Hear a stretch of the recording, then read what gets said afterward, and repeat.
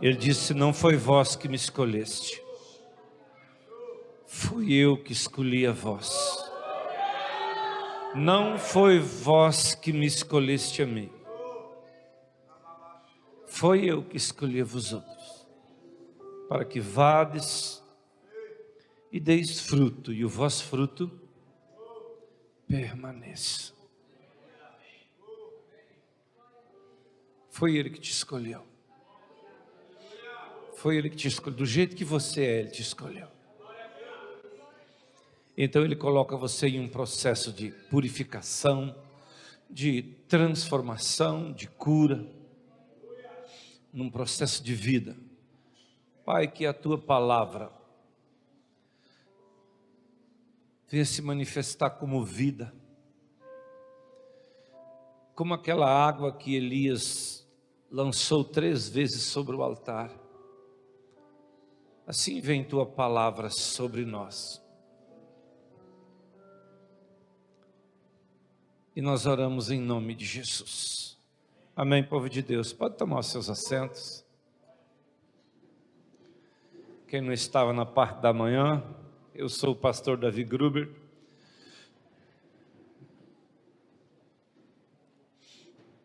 E eu não moro onde eu quero. Eu moro onde Deus me plantou. Eu fui plantado por Deus no Centro Geodésico da América do Sul, por um desígnio de Deus, por um propósito de Deus, e a gente vai falar um pouco, talvez durante essa semana, não sei qual o dia que vocês vão ter culto aqui, a gente vai falar um pouco sobre uma profecia que Deus tem para a América do Sul, mas eu vou continuar falando sobre adoração. Você já está ao vivo no Facebook? Já? Você deu aquela cortadinha e mudou de novo? Ok.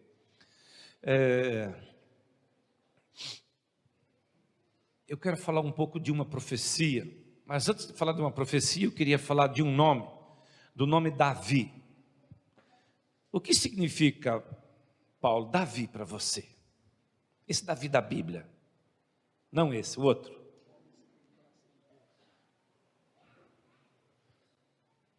Quando se fala Davi, Zacário, o que significa Davi para você? O que é Davi?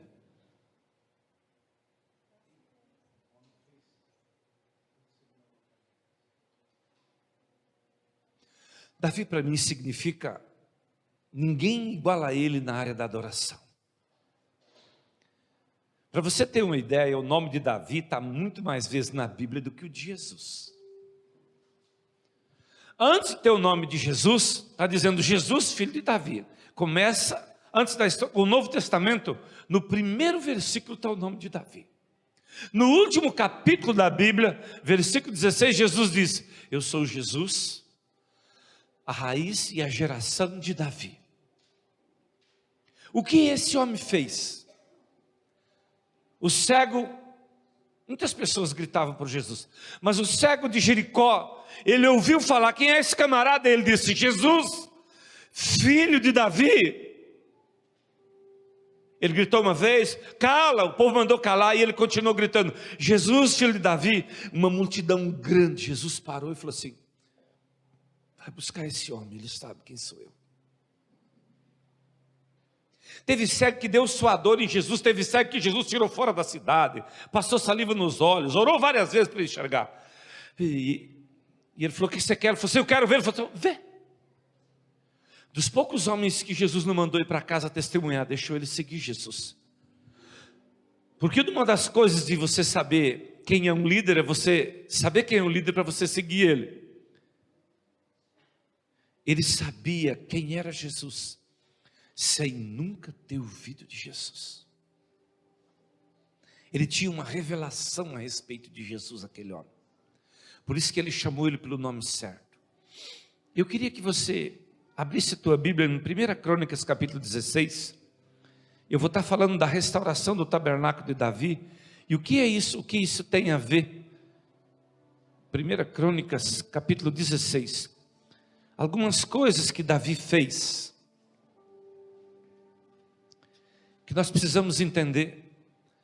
Israel ficou sem a arca, todo o governo de Samuel. Samuel foi como profeta e juiz sobre Israel 40 anos, e Israel estava sem a arca. Os filhos de Eli perderam a arca não veio para o tabernáculo. Passou mais 40 anos.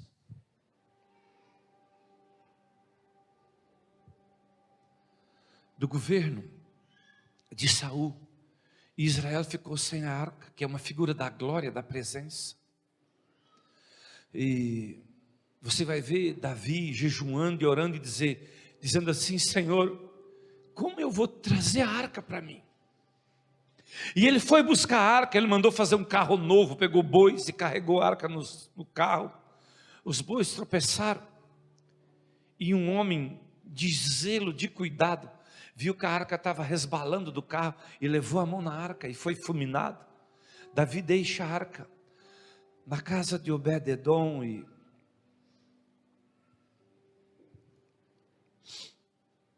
ele recebe a notícia: você deixou aquele caixote de ouro que matou seu discípulo lá, mas a casa do outro está abençoada demais.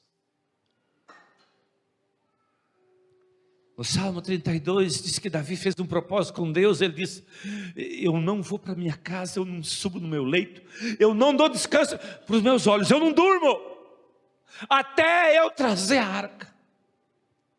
Eram 3 propósitos: não ir para casa. Quando ele diz não estava subindo no leito, ele não estava se relacionando sexualmente, é essa figura. Ele diz: eu não vou dormir, eu tenho. Ele diz: nós ouvimos falar que ela estava num lugar e eu achei ela em outro lugar.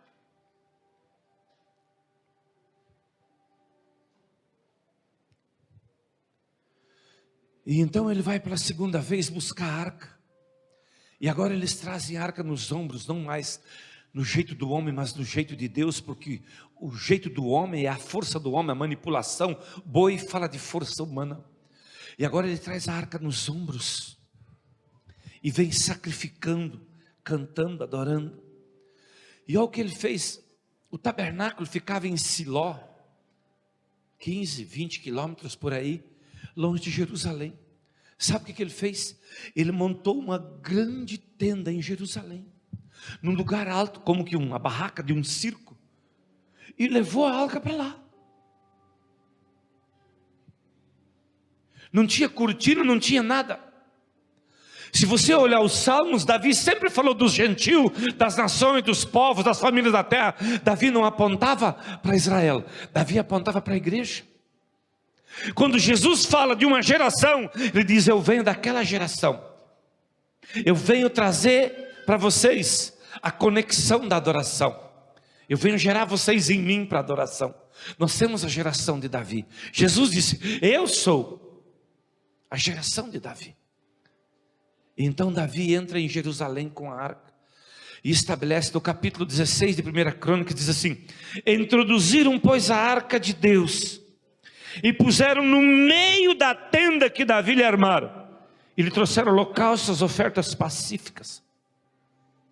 Já pensou se, vamos imaginar que essa tenda era do tamanho desse salão aqui, até lá na porta, daquela outra parte lá, bem aí no meio estava a arca. No tabernáculo ela ficava lá num quartinho, aí tinha uma cortina, e tinha outra cortina, e aí ficava o sacerdote, e o sacerdote entrava lá para ver a arca uma vez por ano, e ele tinha que entrar com sangue, temendo pela vida dele, porque lá morreram 2 filhos de Arão, fulminados. E agora Davi vem e coloca a glória de Deus onde as nações podiam lá. O que Davi estava fazendo? Se ele não fosse, porque ele fez isso com uma direção e como profeta, mas ele só podia fazer isso porque ele era rei. Se ele não fosse rei, o rei mandava matar ele. Até a religião que se diz dona de Deus. Sabe o que Davi estava dizendo profeticamente? Todas as nações verão a glória. Vocês podem ver a glória. Todas as nações terão acesso à glória de Deus. Vá para o capítulo 25 agora, de 1 Crônicas.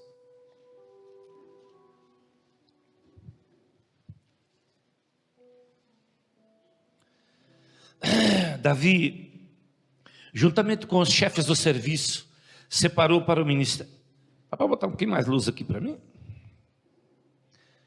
Davi, juntamente com os chefes do serviço, separou para o ministério os filhos de Asaf, Emã e de Jedutum, para profetizarem com harpas, com alaúdes, com símbolos. E o rol dos encarregados desse ministério foi dos filhos de Asaf. Essa luz de vocês fica subindo e descendo, né? Tem que botar óculos aqui.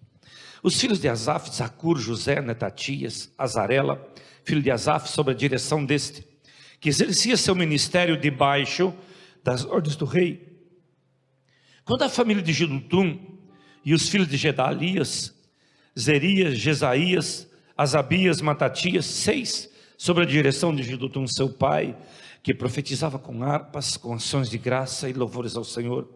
Quanto à família de Amã e os filhos de Baquias, Matatias, Uziel, Zubiel, Jerimote, Amanias, Anani, Eliata, Gildade, Ramote, Ezer, Josbecasa, Malote, Otir e Maazote, todos esses foram filhos de Amã, o profeta do rei, cujo poder Deus exaltou segundo as suas promessas, dando-lhe 14 filhos e 3 filhas.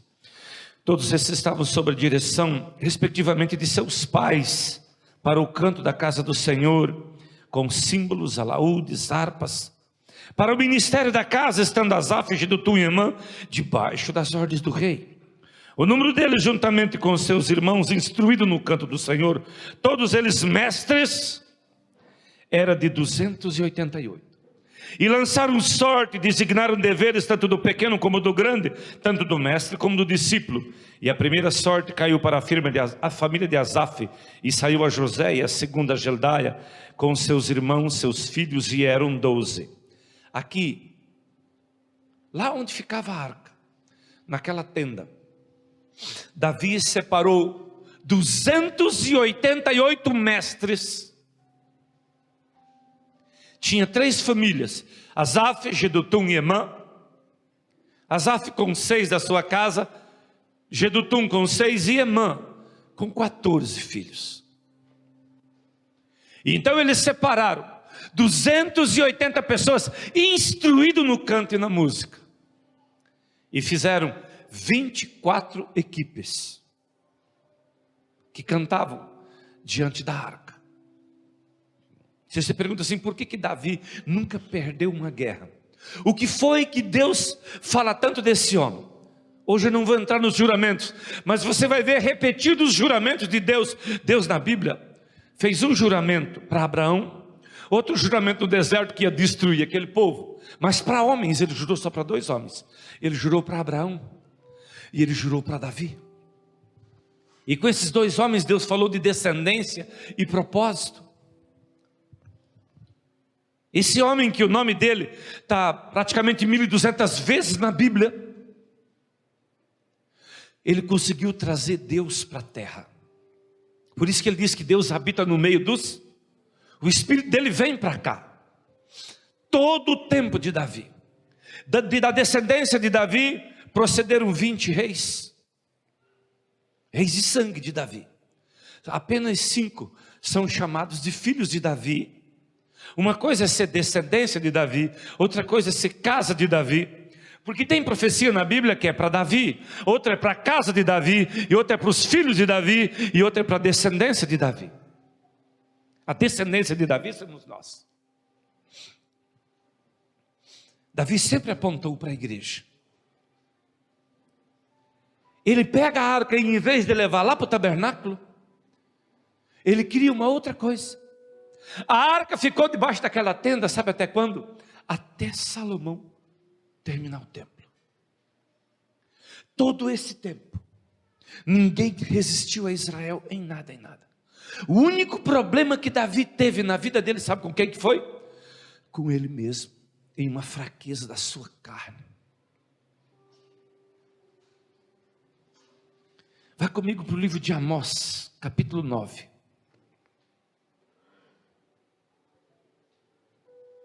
Versículo 11 diz assim: naquele dia, diga comigo, que dia? Você sabe que um dia é como? E 1000 anos? Diga naquele dia. Daqui um pouco você vai ficar sabendo que dia é esse. Para você saber em que dia nós estamos. Naquele dia levantarei o tabernáculo caído de Davi. Repararei as suas brechas, levantando das suas ruínas. Restaurei como foram nos dias da antiguidade. Para quê? Diga comigo, para quê? Diga levantar, restaurar. Para quê? Está escrito lá, para quê? Volta, o outro versículo, o 12. Para quê? Possuam o restante de Edom e todos os gentios que são chamados pelo meu nome, diz o Senhor. Só esse versículo eu quero ler agora. Vá comigo para Atos dos Apóstolos, capítulo 15. Aqui em Atos dos Apóstolos estava tendo uma reunião, e tinha um problema nessa reunião. O problema era eu e você, os gentios. Alguns judeus queriam que os gentios fossem circuncidados. Desliga isso para mim. Então Pedro levantou e começou a ministrar.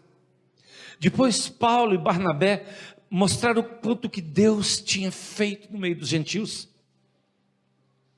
Versículo 13 diz assim, Atos 15, 13. Depois que eles terminaram, falou Tiago dizendo assim: irmãos, escutai as minhas palavras. Como Simão, expôs Simão como Deus primeiramente visitou os gentios a fim de constituir entre eles um povo para seu nome. Confere com isso as palavras dos profetas, como está escrito: depois dessas coisas, ou cumpridas essas coisas. Como está nessa tradução aqui? Depois voltarei. Diga, depois do quê? Guarda só essa frasezinha aí. Depois do quê? Porque lá ele falou assim: naquele dia eu vou fazer isso. Agora, vem Tiago. De Amós a Tiago tem 400 e poucos anos. Ele diz: depois dessas coisas, ou depois eu vou fazer uma coisa. Quem já foi em Belém do Pará? Alguém daqui já foi? Lá no Belém do Pará eles falam assim: antes da chuva, depois da chuva. Lá chove todo dia, pastor. Qualquer dia do ano em Belém do Pará dá uma chuva. Depois do almoço dá uma chuva. Então eles falam assim: antes da chuva, depois. Aqui ele diz assim: depois dessas coisas, ele está falando de uma profecia: voltarei e reedificarei o tabernáculo de Davi, levantando das suas ruínas. Diga comigo, levantando. Que tabernáculo ele estava falando? Ele falou, porque tinha o tabernáculo de Moisés. No tabernáculo de Moisés tinha uma mesa. Sabe aquela bacia d'água? Tinha uma no tabernáculo de Davi. Tinha uma baciazinha do sacerdote se levantar. Davi no templo, que ele deu o desenho do templo. Mesas, candelabros, tudo ele fez em grande número. Bacias para se lavar, ele fez em grande número. E onde os sacerdotes se lavavam, ele fez uma piscina que cabia 110 mil litros de água. Por quê? Porque aquilo que Davi estava fazendo era a sombra das coisas que viriam. Aquilo lá não está lá até hoje, por quê? Porque aquilo lá não tem mais nada a ver. Desde o propósito de Deus usar o ímpio para tirar e limpar, é porque começou, agora é uma realidade. Antes era só um desenho. Tudo que aconteceu antes era como que uma maquete. Às vezes você vai numa empresa que está fazendo um prédio na cidade, e ela tem um prédiozinho em cima de uma mesa desse tamanho. É isso que Davi fez. Ele fez um prédiozinho. Aquele dia que Davi constituiu, colocou a arca naquele lugar, e colocou aquelas equipes a adorar, que adoraram por anos e anos e anos e anos. Aquilo era só um desenho. Aquilo era só apontando para a nova aliança, aonde a igreja ia chegar num tempo da restauração daquilo lá, e ela ia adorar constantemente, e a glória ia vir.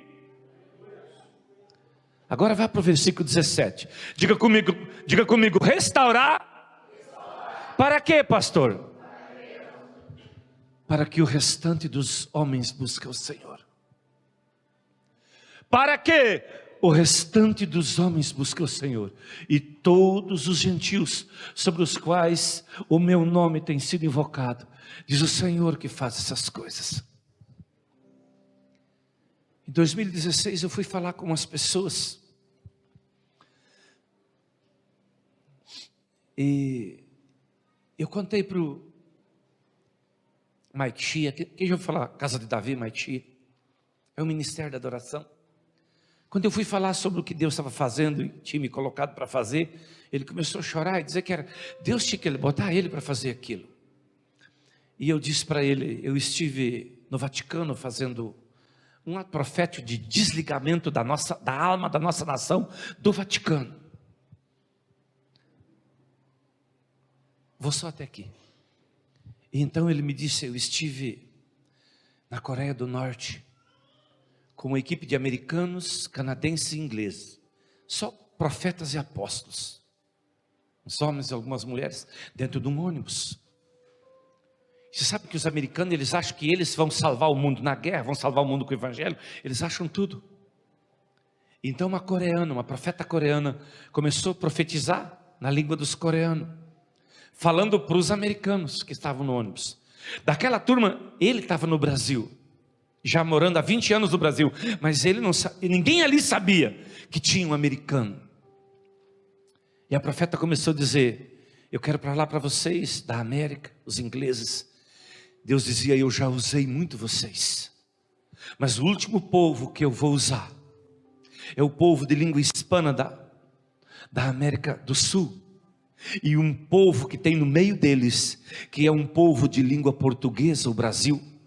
E eu desligarei a América do Sul do controle da idolatria. Eu desligarei de Roma, do Vaticano, a nossa nação. E a primeira nação, diz o Senhor, que eu desligo é o Brasil. Quando eu contei que eu tinha ido lá fazer um ato de desligamento, Deus, ele não faz tantas coisas com pressa. Ele usa uma pessoa num lugar, outro no outro, outro no outro. Deus, quando alguém quer começar a chamar as coisas para ele, essa pessoa já está movida com o demônio de religião e orgulho. Deus, ele está movendo em todo o corpo a adoração. Mas se vocês já adoram, depois desses dias aqui, vocês vão adorar numa intensidade maior. Ele diz, eu vou restaurar o tabernáculo de Davi. Para quê? Para que o resto dos homens busquem o Senhor. Todos os gentios. Eu fiquei muitos dias nesse versículo. Eu falei, quais são esses gentios? Ele falou assim, todos os católicos já invocaram o meu nome. Na América do Sul, América Central e a Europa. Esses povos, esses continentes, eles já chamaram o nome do Senhor. Tu pergunta para um católico quem é Deus? Jesus. Ele diz, eu vou pegar cada um deles. Esse aqui, ele não está falando de salvar evangélico. Ele está falando de salvar todos os que invocaram o meu nome. Porque uma coisa é ser salvo. Quem que tem invocado o nome e não está salvo? Está entendendo? Que ele está apontando para um povo. Ele está apontando para um povo. Haverá um grande mover de salvação na terra. Deus fará mais nos próximos 20 anos pela adoração do que Ele fez em 2000 anos pela intercessão. A glória de Deus virá sobre a nossa nação nos próximos anos de uma maneira muito poderosa. Apóstolo, te prepara para um crescimento de glória no teu ministério. Eu tenho andado com unção faz muito tempo. E o Senhor falou assim, eu vou fazer uma fusão, eu vou tirar os meus que me servem, que ficam comigo, do lugar da unção, para um lugar de glória, e será uma glória crescente. E Ele me disse isso, no início do ano 2016, e eu falei, qual será o sinal da glória? Ele falou assim, os que zombarem de vocês, vão morrer. E eu fiz uma reunião com os intercessores uma noite, e repreendi o comportamento de um homem, chamado Kelvin, o qual eu amava ele muito, meu intercessor. Mas ele saiu dali irado comigo, patinando. O anjo chegou em mim e falou assim, não fala mais nada, agora eu mato ele. e eu já sepultei ele faz tempo. Muitas pessoas perderam o temor de Deus porque não se tem glória. Ananias e Safira, eles mentiram e morreram. E o temor vai voltar, porque a glória vai fazer isso. Já tem muita gente debaixo de uma taca muito grande, mas a glória vai fazer algo muito mais forte. Queria voltar agora contigo para o versículo 16, que diz assim: cumprida essas coisas, ou depois dessas coisas, diga comigo, depois do quê? Existia em Amós 9, 3 profecias. Agora vamos voltar lá para Amós, capítulo 9. Amós 9 tem 3 profecias, ou 4. Uma das profecias de Amós 9 é o tabernáculo de Davi. Amós está para frente de Ezequiel, para frente de Daniel, um pouquinho para frente de Oséias, e entre Gênesis e Apocalipse.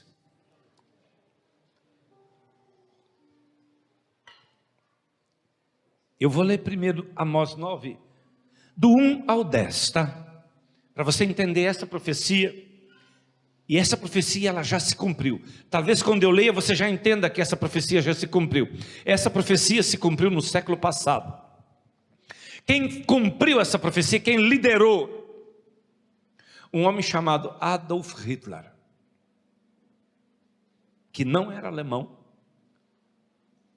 mas se tornou líder dos alemães, e fez uma guerra, e cumpriu uma profecia, que era matar os judeus em toda a terra, tudo que estava em pecado dos judeus. 6 milhões de judeus morreram em toda a terra, e 1 milhão de judeus voltou para Israel, que também está nesse capítulo, mas primeiro eu vou ler essa profecia, para você entender ela. Vi o Senhor, que estava em pé junto ao altar, e ele me disse: fere os capitéis, estremeça os umbrais, faze tudo em pedaços sobre a cabeça de todos eles. Matarei a espada até o último deles, nenhum deles fugirá, nenhum deles escapará. Ainda que desçam para o mais profundo do abismo, a minha mão os tirará de lá. E se subirem ao céu, de lá os farei descer. E se esconderem no cimo do Carmelo, de lá os buscá-lo-ei, e de lá os tirarei.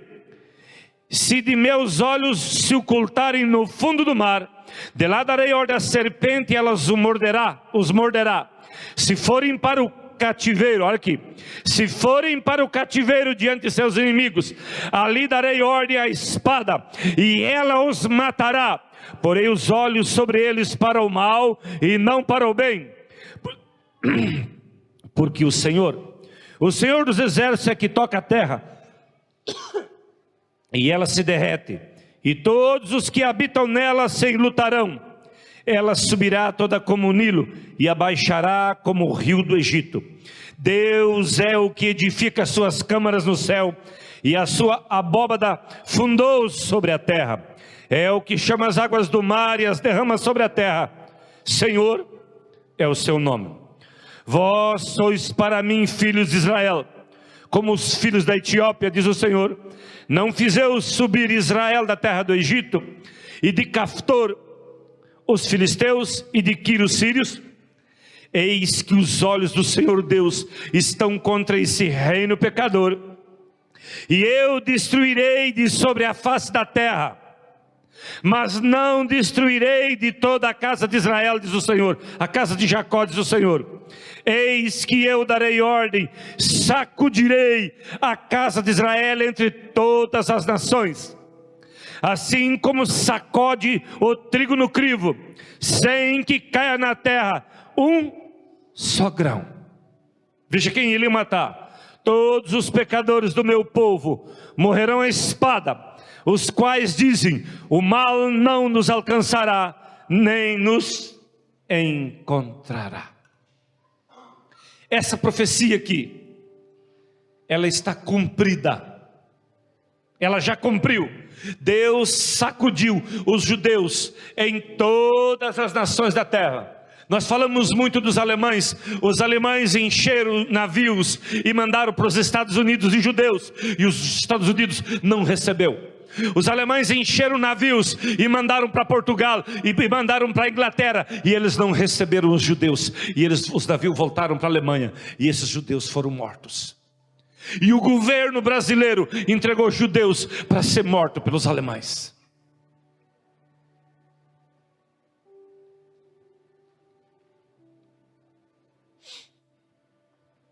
Com um particular sobre nós. Eu sempre digo: Brasil, tu és peculiar.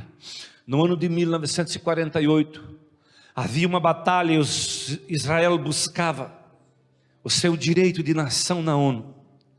E não é que o brasileiro chamado Oswaldo Aranha era presidente da ONU, ele não era presidente da ONU, e ele não era nem vice-presidente, ele era o terceiro. E o presidente não pôde ir, Deus impediu. E o vice-presidente no dia não pôde ir, e ele teve que sentar e assumir a cadeira. Deus tirou 2 para colocar Oswaldo Aranha lá, e precisava de um voto só. Deu a metade dizia: Israel não é nação, e a metade dizia: Israel é nação. E Deus colocou lá um brasileiro para bater o martelo e dizer: Israel é nação. E quem abençoa aquele povo é abençoado. Por isso que o comunismo e toda essa brejeirada de Satanás está sendo banido da nossa nação.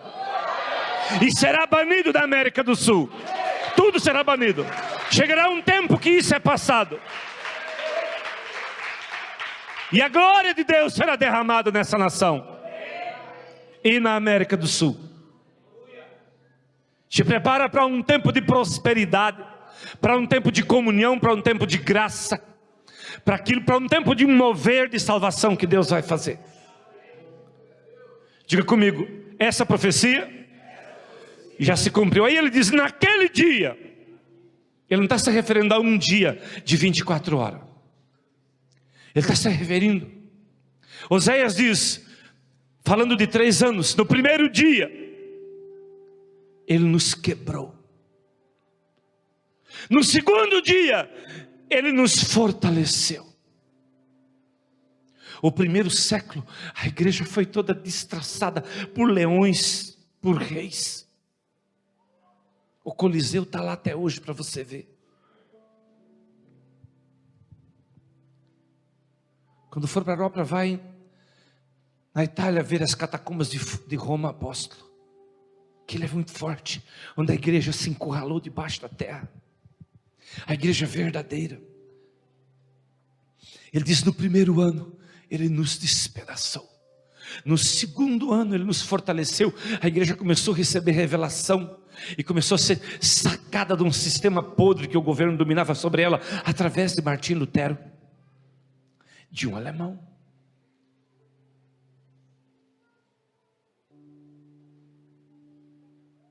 E ele diz: do terceiro ano ele nos vai levantar e viveremos diante dele. Nós estamos em pleno terceiro ano. É o ano de Deus sacudir a igreja e fazer a igreja andar em glória e preparar-nos para o arrebatamento. Amém? Capítulo 9, versículo 14, eu quero ler uma profecia para você. Outra profecia agora já cumprida. Põe lá capítulo Amós 9, 14. Mudarei a sorte do meu povo Israel. Reedificarão as cidades assoladas e nelas habitarão. Plantarão vinhas, beberão seu vinho. Farão pomares e lhes comerão o fruto. Plantá-los-ei na sua terra. E dessa terra que lhes dei, já não serão arrancados, diz o Senhor teu Deus. Essa profecia já se cumpriu. Eu chamo disso aqui do sanduíche de Deus. Esse é um sanduíche sem bacon. Eu acho que ele é um sanduíche com carne de peixe. Ele tem 2 profecias. Uma que viria um juízo, não ia escapar lugar sem juízo sobre os judeus. No mesmo capítulo, ele diz: eu vou levar eles de volta, eu vou plantar eles lá, e nunca mais ninguém vai arrancar o meu povo de lá. Essa profecia também já se cumpriu. No meio dessas duas profecias, assim, naquele dia, diga, nesse tempo, levantarei o tabernáculo caído de Davi, repararei das suas brechas, levantando das suas ruínas, restaurá-lo-ei, como fora naquele tempo, no dia da antiguidade, lá no tempo de Davi, aonde a adoração não parava. Esse ano nós tivemos uma adoração todo mês em uma cidade. Ano que vem eu preciso ir mais fundo, eu preciso abrir pelo menos mais umas 7 cidades, para quando nós terminar o projeto da torre no centro geodésico, nós vamos ter no mínimo 1000 igrejas envolvidas com esse projeto de adoração. Não pense que Deus me trouxe aqui sem um propósito. E interessante, de todos os lugares que Deus tinha pressa é que eu nunca vim tão rápido num lugar como eu vim aqui ano passado. Naquele dia, levantarei o tabernáculo, Davi. Eu repararei as suas brechas levantando. Ele falou, eu vou fazer como naquele tempo, turnos de adoração sem parar. E diz no 12, para quê? Diga comigo, para quê? Possuam o restante de Edom e todas as nações que são chamadas pelo meu nome. Haverá um mover de salvação que virá, que já está vindo através da adoração. Há 20, 25 anos atrás, aqui e acolá, tinha um pingozinho de alguém que cantava. Havia uma guerra dentro das igrejas. Eu vi muitos líderes ter a mente aberta por ir em congresso, e quando eles queriam parar o cantorzinho e a harpa, a igreja se dividir, por causa da adoração. Não tem problema. A igreja é dele, ele vai fazer. Amém? Agora eu quero levar para você entender as coisas que são para Israel e para Davi. Tu volta comigo para Jeremias capítulo 33. Quase todos os crentes conhecem um versículo de Jeremias 33. É Jeremias 33:3, ele diz, clama-me a mim e te mostrarei coisas grandes. Mas eu quero que você leia comigo a partir do versículo 14. Eu vou deixar esse versículo para você aí na tua Bíblia, que se você tivesse feito esse, tu tinha descoberto o que eu descobri aqui no resto do capítulo.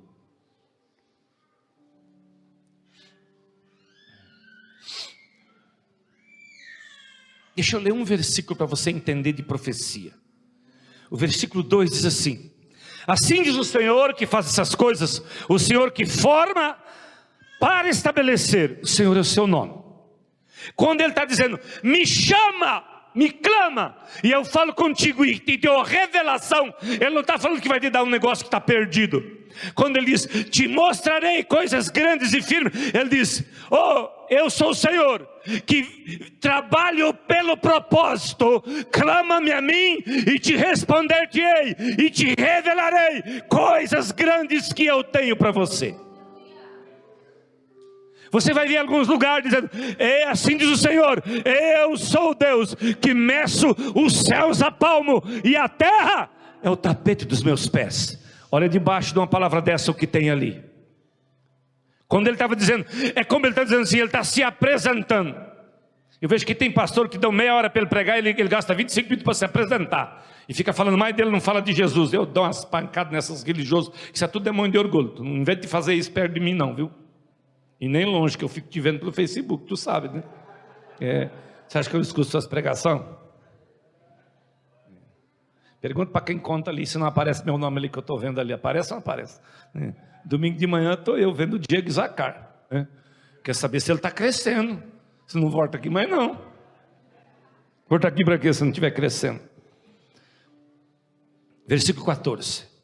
Eis que vem dias, diz o Senhor, que cumprirei a boa palavra que proferi a casa de Israel e a casa de Judá. Diga comigo, 2 casas. Casa de Israel e casa de Judá. Você observa que Davi foi profeta, foi sacerdote, mas ele não era da casa de Levi. Ele era da casa de Judá. E quando ele está falando da casa de Judá, ele está se referindo a Davi. De onde vem casa de Judá é de onde vem Jesus, porque Jesus descende da casa de Judá. Tanto Maria como José, os dois eram da casa de Judá. Naqueles dias e naquele tempo, você já escutou essa palavra hoje, né? Em Amós. Naquele dia e naquele tempo, restaurarei o tabernáculo. Versículo 15, naquele dia e naquele tempo, farei brotar a Davi um renovo de justiça, e ele executará juízo e justiça na terra. Diga comigo, Davi. Adoração. Não ligue mais Davi a um homem segundo o coração de Deus, porque Davi até matou um homem para esconder uma sujeira sexual dele, tá?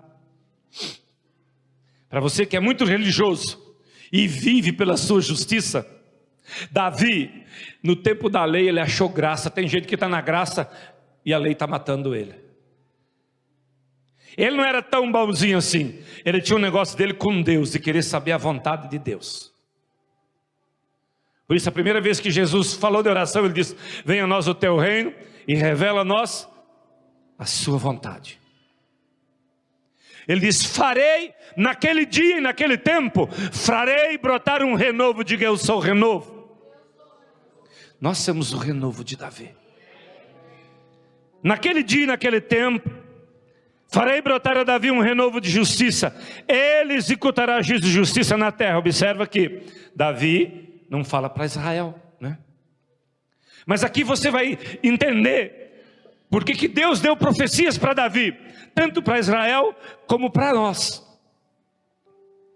Versículo 16: naqueles dias Judá será salvo, e Jerusalém habitará segura.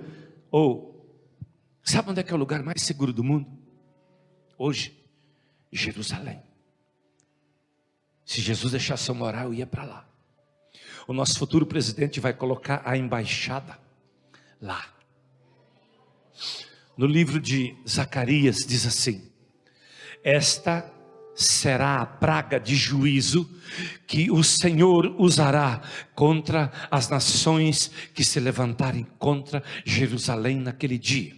Estando eles em pé, as suas órbitas, os seus olhos, a sua língua apodrecerá dentro deles. Vocês sabem que efeito é isso? O efeito da bomba atômica. Todos esses mísseis que essas nações de bandeira vermelha e comunista, são essas as nações que vão se levantar contra Israel. China, Coreia do Norte, Irã, países árabes,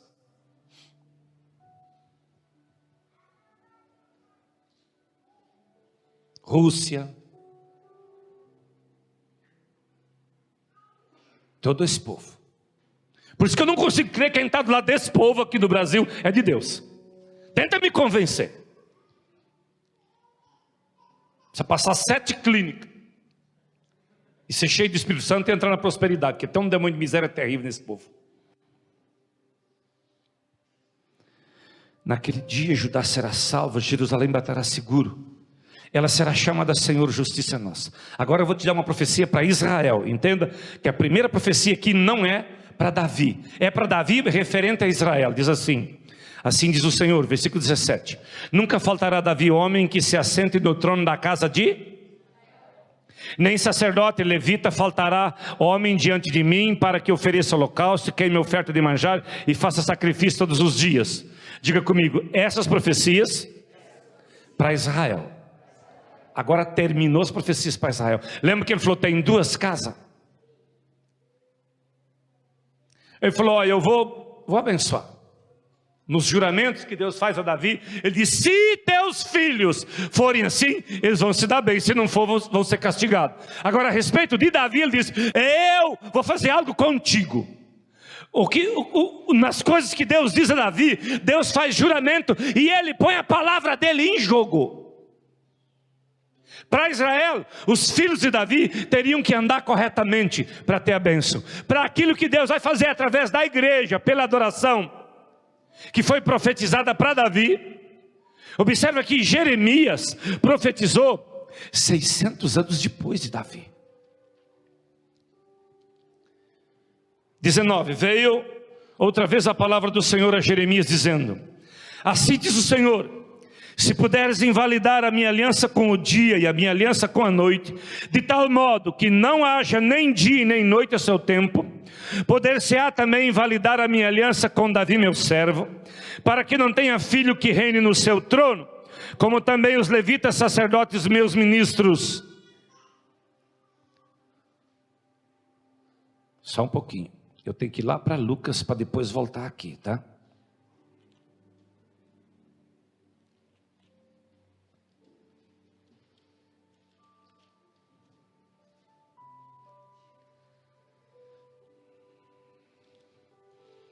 Lucas capítulo 1, versículo 32 diz assim: e ele será grande, e será chamado Filho do Altíssimo, Deus o Senhor lhe dará o trono de Davi seu pai. Ali, este será grande, era o anjo falando com Maria, será chamado Filho do Altíssimo, o Senhor Deus lhe dará o trono de Davi seu pai. Volta agora aqui para Jeremias. Lembra que no 20 ele falou assim: se não tiver noite, não tiver dia, se acabar, eu não vou cumprir o que eu falei para Davi. Versículo 21. Poder-se-á também invalidar a minha aliança com Davi meu servo, para que não tenha filho que reine no seu trono. Aqui ele não está falando de Israel, ele está falando de um trono e de uma pessoa. Como também os levitas sacerdotes, meus ministros, diga meus ministros. Eu queria que você entendesse, músico, que hoje ainda tem um demônio mundano em grande parte dos músicos. Sabe por que músico cai? Porque eles só conseguem cantar diante de pessoas. Nós fomos fazer 72 horas de adoração, e o pastor saiu na cidade, e a maior igreja evangélica da cidade, ele falou assim: nós vamos, mas nós queremos os horários das 8 às 11, porque eles sabiam que a igreja ia estar cheia, muita gente na cidade, muitas igrejas. Eles não queriam cantar para Jesus. Quando nós fizemos a adoração, sabe qual é o maior momento de glória? Da meia-noite às 4, 5 da manhã. Esse é o momento que mais desce poder, onde tem menos gente, porque as pessoas não estão cantando para as pessoas, estão cantando para Deus. Você vai ver Paulo falar que nós somos ministros de Cristo. Aqui ele diz: eu tenho uma aliança com Davi e o trono de Davi. E ele diz: os levitas, meus ministros. Quando vocês estão ministrando aqui, nós não fomos chamados para ministrar pessoas, nós somos chamados para ministrar Deus. Eu amo essa ministração que você cantou: Jesus, te entronizamos. Ele vem sobre a adoração. Mas a igreja muda a intensidade dela quando a gente faz 72 horas numa igreja. Por quê? Porque 72 horas é uma data X. É o mesmo jejum de Esther. Fala de 3 dias, começo, meio e fim. Você sepulta umas coisas e começa outras. Deus é um Deus de dimensões pelo nível de sacrifício que o povo faz. E fazer 72 horas numa cidade, tem que ter coragem, né? Tem dia que o Elton, ele dorme 2 dias depois. E ele dorme umas 4, 5 horas nessas 72 horas, fica acordado. Um nível de sacrifício. Tem igreja que nós vamos, tem aquelas mesas de som, acho que é PX, que aí ninguém mexe. Teve lugar que ele ficou mais de 30 horas acordado, porque não via ninguém mexer na mesa de som. Mas Deus está cuidando disso. Voltamos para a profecia. Eu vou ler de novo o 21. Vou ler o 20 para você entender. Deus vai falar de Davi 600 anos depois. Ele falou assim: ó, se não tiver nem dia nem noite, então eu não sustento o que eu falei. Mas se tiver dia e noite, eu sustento o que eu falei. E aqui tem uma coisa que não se refere a Davi. Logo eu vou mostrar você aqui nesse texto. Esse levita que ministra a Cristo aqui, não é esse para Israel, que ministra sobre oferta, sobre manjar, sobre aquelas coisas.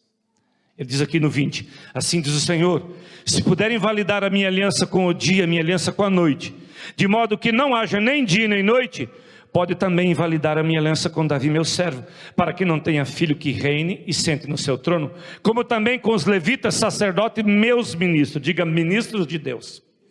Quando você está na adoração aqui, você está ministrando Deus, ministros de Deus. E agora olha o outro versículo, 22. Como não se pode contar o exército dos céus, e nem medir a areia do mar, assim tornarei incontável a descendência de Davi meu servo, os levitas que ministram diante de mim. Você conseguiu ver você agora? Assim, o mesmo que ele falou com Abraão, mas Abraão incluía as nações, Abraão incluía os judeus que morreram, que nunca ministraram. Um deles, um sacerdote, uma vez por ano entrava na arca. Ele falou: não, Davi, para você eu vou dar uma geração de adoradores incontáveis, eles vão ministrar diante de mim. Por isso que no capítulo 1 de Mateus diz: Jesus, filho de Davi. O cego disse: Jesus, filho de Davi. Jesus, filho de Davi. Jesus, filho de Davi. Vamos ler o 22 outra vez? Como não se pode contar o exército do céu, nem medir a areia do mar, assim tornarei incontável a descendência de Davi meu servo, os levitas que ministram diante de mim. O véu que separava já não separa mais. Começou um tempo de adoração tomar controle dos céus. A intercessão limpa a terra, amara demônio, e está havendo muito ato profético de remissão, limpeza da terra e tirando legalidade. Mas a adoração está limpando os céus, aonde os céus da nossa nação serão limpos. Vá comigo para o livro de Atos dos Apóstolos, capítulo 2.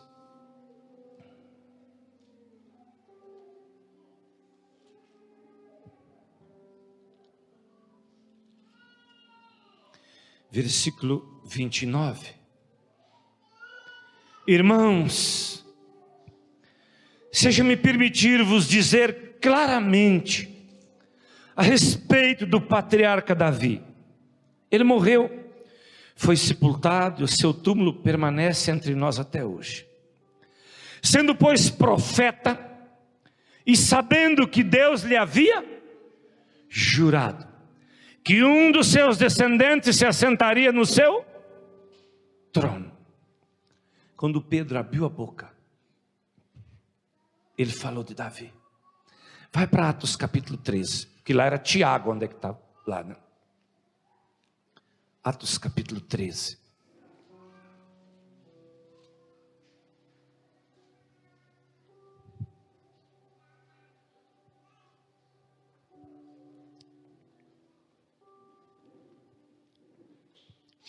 Versículo 33 diz assim: como Deus cumpriu plenamente a nós, seus filhos, ressuscitando Jesus, como também está escrito no Salmo 2: tu és meu filho, hoje te gerei. E que Deus o ressuscitou dentre os mortos, para que jamais volte à corrupção. Desta maneira disse: cumprirei a vosso favor as santas e fiéis promessas feitas a Davi. Paulo agora falando para a igreja: tu és meu filho, hoje te gerei. Cumprirei as santas promessas feitas a Davi. Por isso também diz em outro lugar: não permitirá que o teu santo veja corrupção. Pois na verdade, tendo Davi servido na sua própria geração, conforme o desígnio de Deus, adormeceu e foi para junto dos seus pais e viu a corrupção. Porém aquele quem Deus ressuscitou não viu a corrupção. Tomai, pois, irmãos, conhecimento de que se vos anuncia a remissão de pecados por intermédio deste, e por meio dele todo o que crê é justificado de todas as coisas das quais vos não pudesses ter justificados pela lei. Ouça esses dois versículos agora. Notai, pois, que não vos sobrevenha o que está dito nos profetas. Vede, ó desprezadores, maravilhai-vos e desvaneceis, porque eu realizo em vossos dias obra tal, que não crereis, se alguém contar ela para você. Ele estava falando do que Deus falou para Davi. Vá comigo para Apocalipse capítulo 3.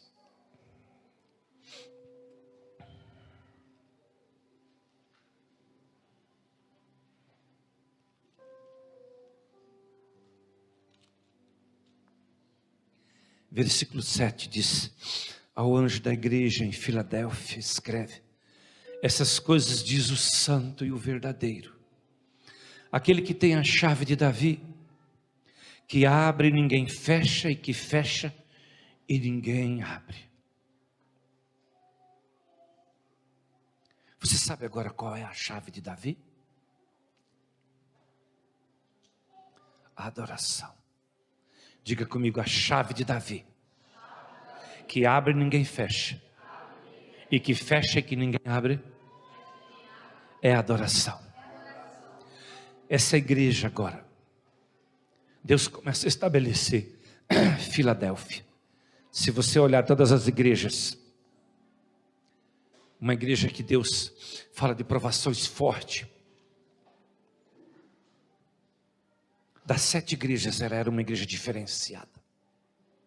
Se você observar, é uma igreja que Deus traz livramento de juízo. As outras Deus fala de juízo.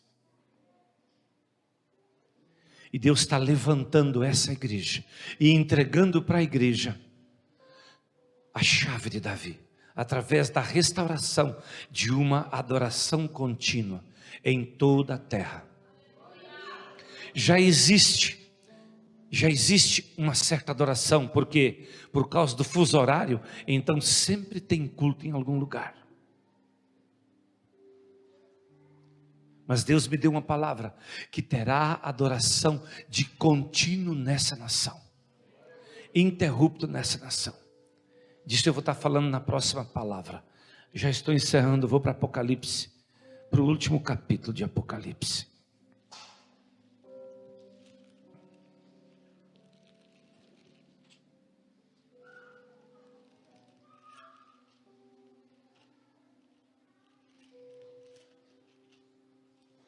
Versículo 16. Eu, Jesus, enviei meu anjo para vos testificar essas coisas às igrejas. Eu sou a raiz e a geração de Davi, a brilhante estrela da manhã. O Espírito e a noiva dizem: vem. Aquele que ouve diz: vem. Aquele que tem sede, venha. E quem quiser receber de graça da água da vida.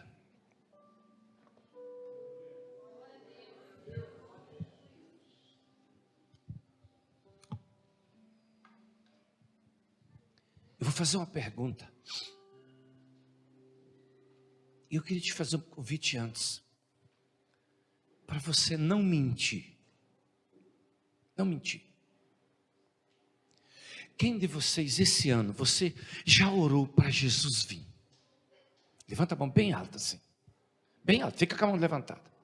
Olha isso, levanta-se, é bem alta. Assim não, bem alta, bem alta, bem alta assim. Eu vou contar.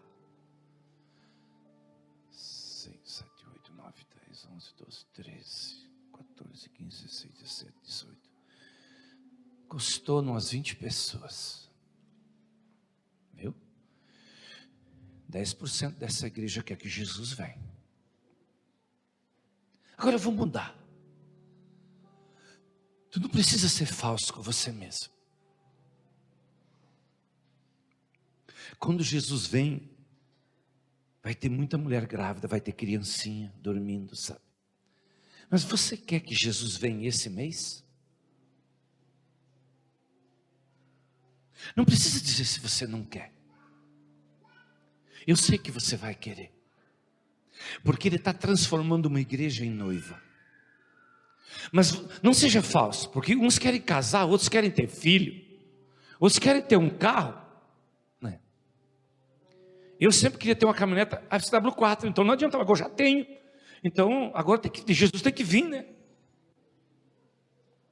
Eu queria casar, já casei. Queria ter filho, já tive. Eu queria ter discípulo, já tenho. Eu queria ser conhecido, agora não quero mais.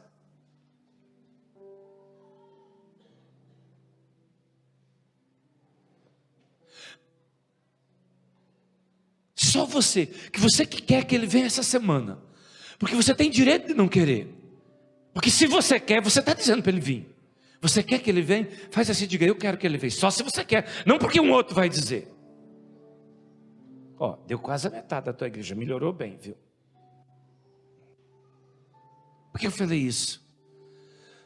Em Mateus 25, Jesus fala uma parábola sobre 10 virgens. E as 10 virgens são a igreja. E a gente chama a igreja de noiva. Mas tem uma noiva que não quer que Jesus venha. Por que ela não quer que Jesus venha? Porque ela sente que ela não está preparada.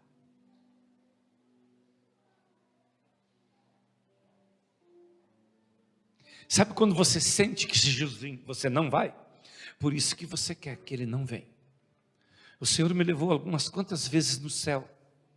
Eu tive experiências. Vou contar uma sobre adoração. Eu tenho um irmão que sofreu alguns acidentes e o último acidente ele morreu.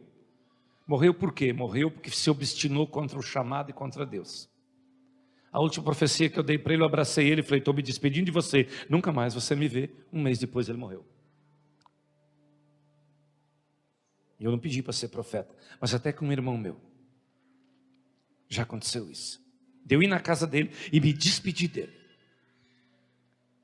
Mas quando ele sofreu um acidente que ele perdeu uma perna, eu fui num hospital, onde trabalhava uma médica minha, filha do meu pastor. Hospital chamado São Cotolengue, onde é que eu ia conseguir rapidamente uma prótese para ele. A doutora Luciana trabalhava lá, que é uma profeta, uma pastora. E lá eu vi uma menina numa cadeira de roda, ela não tinha pé e nem mão. Aquele dia iam dar 2 botinhas para ela ia sair andando dali. Aqui no braço ela tinha uma mãozinha desse tamanho assim, bem aqui. Quando eu vi aquela menina, e eu não pensei muito nela, eu pensei nas minhas meninas. Eu tenho 2 meninas, uma tem 29, outra 27. Uma é psicóloga e a outra está terminando de se formar em medicina. E eu fiquei pensando um monte de coisa, né? A higiene, o banho. E eu ministrei uma palavra para líderes aquela noite, em um evento chamado intensivo. E eu fui para o meu quarto. Eu estava só lá. E eu tinha lido um livro que T.L. Osborne fala que ele orava e nascia membros, nascia braço, nascia perna. Eu dobrei o meu joelho na cama e eu orei numa intensidade muito forte para nascer um braço só. Não nascer nem em pé, não eram os 2. Eu pedi, Deus, um braço tu tem que dar para aquela menina. Eu não vou lá, não quero ver, eu quero um braço, Deus. Eu gritei, eu gemi por um braço pelaquela menina. Ela era muito linda. Ela falava com todo mundo, expressava, havia uma alegria radiante naquela menina. E deixa uma coisa para você, eu não adormeço dormindo. Eu não adormeço orando. Eu oro quando dá sono, eu deito e durmo. Eu não sei o que aconteceu, eu apaguei, veio um anjo e me apagou. Então, eu sei que eu apaguei, e o anjo tirou meu espírito do corpo e passou, e eu vi a cidade ficando para trás, e fui levado no céu. Então eu vi o grande trono resplandecente, eu não podia chegar onde é que umas certas pessoas podiam chegar. De lá resplandecia uma luz muito forte. E era muito grande, tinha círculos assim. Tinha círculo de pessoas prostradas adorando. E entre uma equipe que adorava prostrado, tinha equipes de danças. Eram umas noivas tão lindas. E elas dançavam assim, elas triscavam o pé no chão, elas subiam. E elas faziam uma dança e elas tinham um trabalhar com os braços. E depois tinha mais um grande círculo de anciões prostrados. E mais uma equipe mais larga de noivas, de meninas dançando. Mas as vestes delas resplandeciam. E aquele anjo fazia assim, ó, ele tipo puxava, que nem você puxa a imagem. Você gosta de puxar a imagem lá do céu. Então aquele anjo puxou a imagem e mostrou uma menina para mim. Ele falou: tu conhece essa menina? Não. Tu sabe por que eu te trouxe aqui? Eu falei: não. Vai me ensinar sobre adoração? Ele falou assim: não. Você foi com a tua fé num lugar onde Deus faz o milagre. Mas você se moveu porque você está misturado com as coisas da terra. Tu não está misturado com a eternidade. Eu fui te buscar para você mudar a tua mente e você transformar a tua mente numa mente de alguém que começa a viver a eternidade lá na terra. E de novo ele me mostrou a menina. Ele disse: quem é essa menina? Tu conhece essa menina? E ele mostrou o rosto dela. Eu falei: eu já vi. E minha mente foi para Israel, porque quando eu fui em Israel, o único lugar no mundo que eu vi umas danças parecidas, sabe, foi em Israel. Igual não, nada é igual àquela dança lá. Nada é igual a maneira deles adorar e dançar. Então o anjo de novo falou assim: eu vou te mostrar. Mas você lembra da menina? Eu falei: não lembro, eu não sei onde eu vi. Eu ainda até falei para o anjo: eu vejo muito rosto, eu misturo tudo. Todo dia. Como é que eu vou guardar o rosto de vocês? Tem jeito. Todo dia está um monte de rosto na minha frente. São outro rosto, vai misturando tudo. Para mim, crente e um caminhão cheio de japonês é a mesma coisa. Aí ele fez como que mexesse na tela de um tablet, assim, falou assim: olha aqui. E ele puxou a imagem. E ele me mostrou eu lá dentro do hospital, olhando para aquela menina sem braço. Ele falou assim: ela é sem braço lá. Para Deus ela é perfeita. Ela está daquela maneira porque Deus está guardando ela. Ela é uma adoradora separada. Então ele me trouxe de volta e eu entrei no meu corpo. Eu não pensei na visão do céu, eu pensei que ele me disse assim: você insistiu tanto porque você está muito misturado com a terra. Vocês vivem muito pouco aqui na terra. A eternidade de vocês não é lá. Os poucos dias que vocês têm aí na terra é só para conquistar um lugar na eternidade. E onde ele me levou, eu ficava muito longe do Senhor. Lá no céu eu lembrei de um texto que diz assim: que sem santidade ninguém verá o Senhor.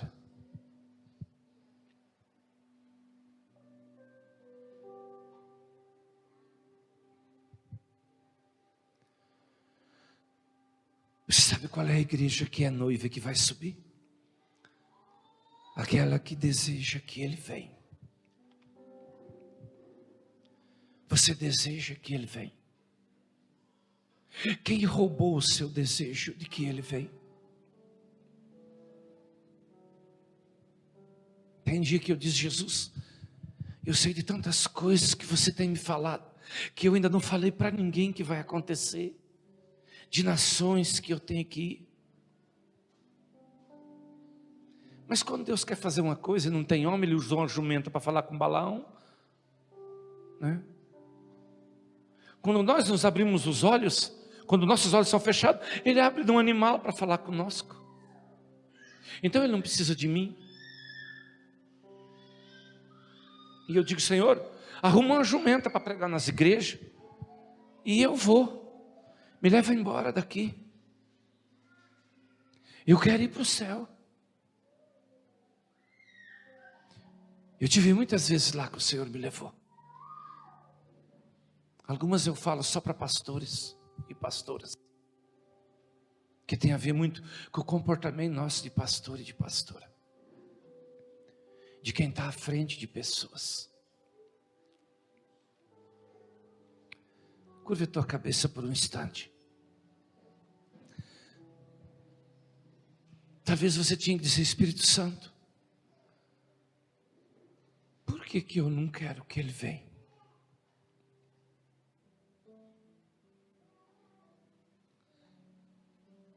Talvez você tenha que dizer: Espírito Santo, eu quero ser noiva. Filha, filho, Ele não vai mudar a hora de vir, porque você está dizendo isso. Mas se você começar a querer que Ele venha, toda hora Ele vai estar perto de você, porque você deseja Ele. Quando não queremos que Ele venha, não queremos a promessa do céu.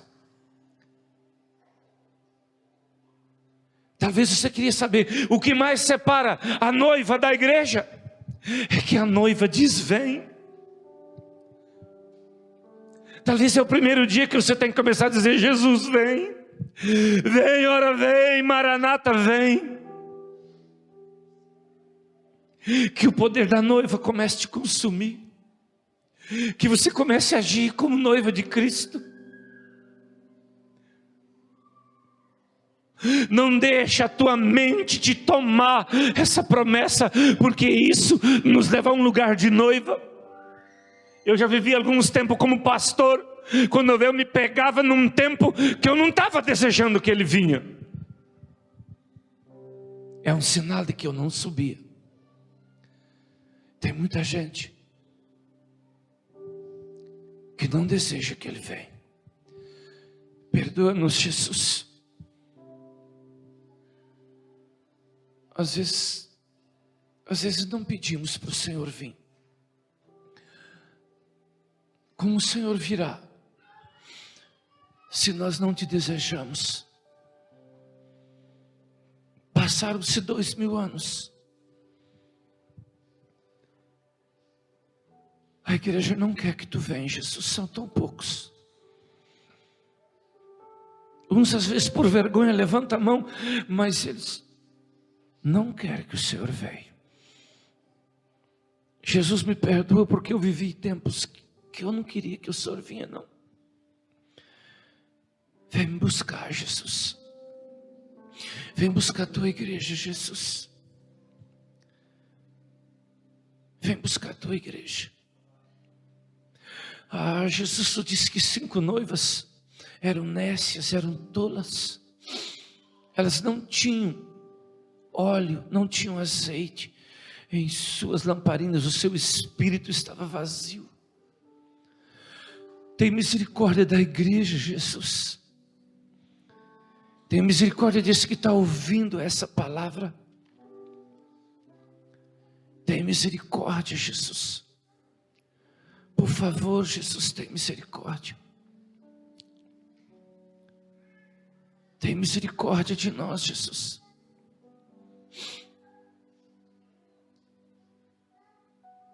Dá-nos a mente da noiva, o coração da noiva.